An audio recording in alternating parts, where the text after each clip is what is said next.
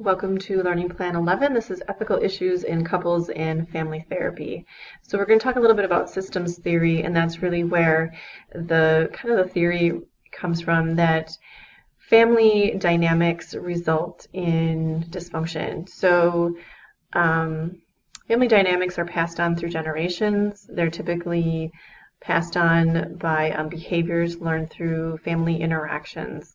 So the environment that you grow up with in your family really dictates what kind of functioning you're going to be at, or what you think is normal for functioning and what do you think is not normal.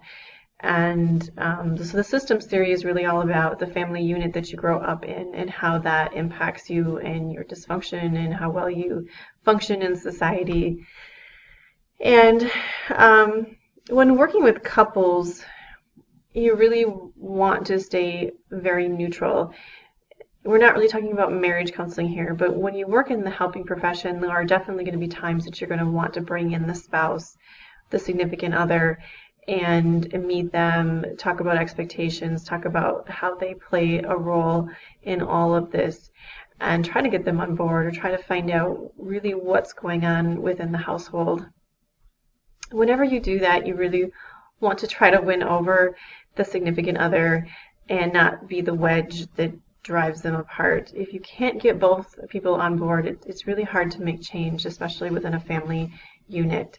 So if you do have a couple in front of you, you certainly want to stay extremely neutral and not take sides, which really just ends in disaster. So I like to sit them both down and really ask what they both hope to gain from this type of support, and have them hear it from each other with me present so that I can document it. So if someone down the road decides that this isn't really what they want to be doing, or they're making decisions or choices that go against the goals that we've set, I can kind of hold them accountable and say, when we met on January 2nd, this is what you said, and a lot of times I'll quote back to them their own words, that you wanted to save this marriage and that you'd be willing to do what it takes to support my client in her efforts to stay sober, make better parenting decisions. However, this is what you're doing, and that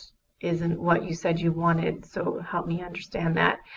That's how you kind of work with couples when it comes to just trying to make change within a family unit when one person is your client and where necessarily both are not your client. Family therapy, again,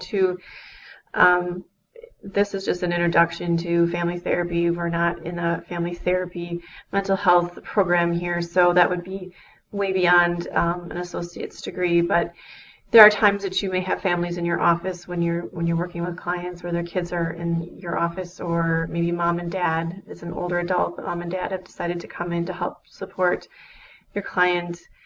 And it's really, again, just to be really important to try to get everyone on the same page and not pick sides and stay very neutral, and really just try to be that mediator and the voice of reason, and try to get everyone to say, well, what do they hope to gain? What is their response to all of this?